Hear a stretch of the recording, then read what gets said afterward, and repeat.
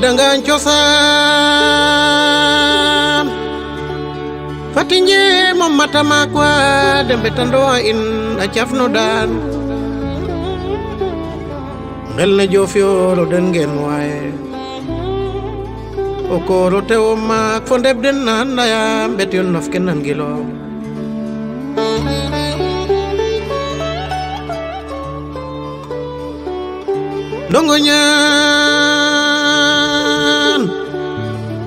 ndongo ñaan o kare kara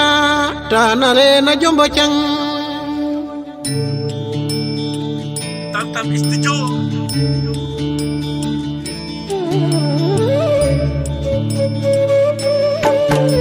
mi jombo canga belna ba sinja Dioffior mi jombo canga belna ba sinja Dioffior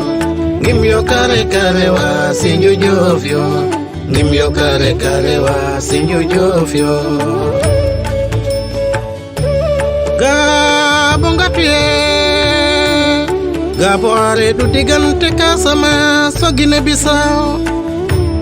iya gabo gefna may sawali jon ma ne yonit fandongo ñaan dembudo me kesinge me kerena mbisel ndongo ñaan bondig na fada te laya may sawali bugama bugoriño dawi lankeke bo jallanten baseles deriga xoxa bondig na suto yetegal na deti damay sawali jon agalala may saye ndig na fele yam roxela ko yakanyaman ten bisi du ko bungo ya lene nunga pam Dioffior ndongo ñaan findo koru mayon tidu andi jago ten ñowe go ngelle Dioffior arima ga yande andi arima nyer andi arima ndey andi yande andi ten donno sate fangoe nyer andi dollok jilas undeb denu ndey andi dollok fa o jamano felel dole maye to lang maye jumbo canga ino hanya pik lang ke Dioffior rayon fote mo ha ko du kala baso chofano ayoni fo be mo nga ko lingenal cang jombo ndeb cang xana siga cang jogo juuf cang tangul kumbandong ko li jola sengon mamut faye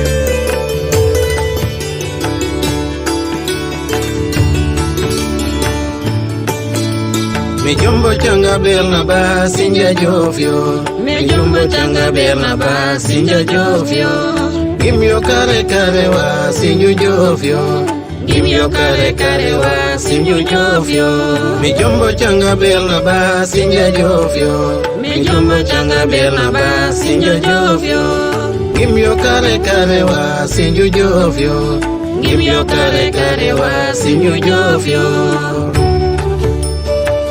goma loxata jila sagatit meke ngariñ ya jombo canga yeg na sale mbokatan fo ma doxa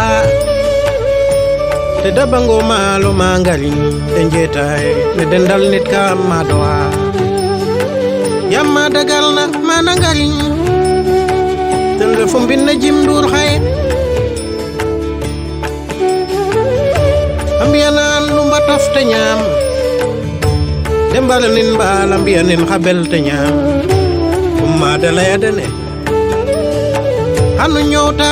na ko bale tene ke ñowta na ko bala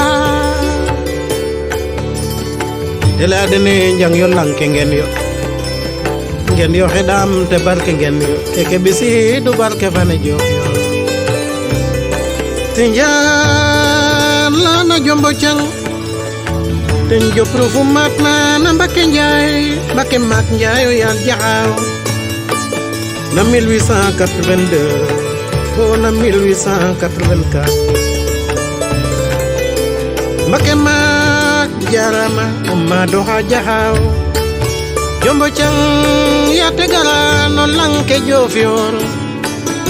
ko du kala basa yon ti du cofano ha xaja ngel na fa o ya ngenal patiko ha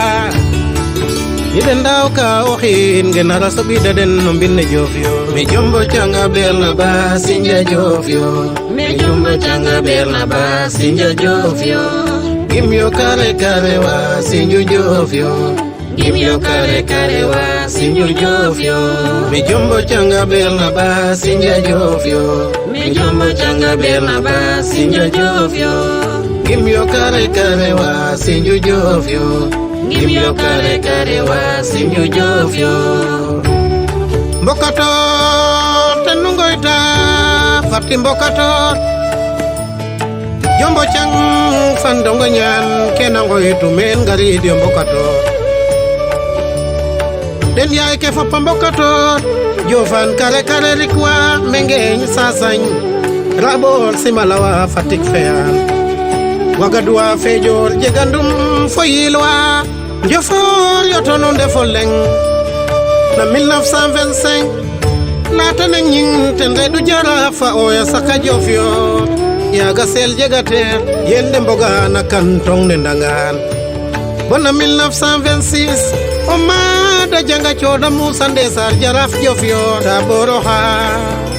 jaraf kende fatira ande fatira na 1985 bona 1990 tuma jara fa yonten fa isa la buyilo men Dioffior asogu refta commune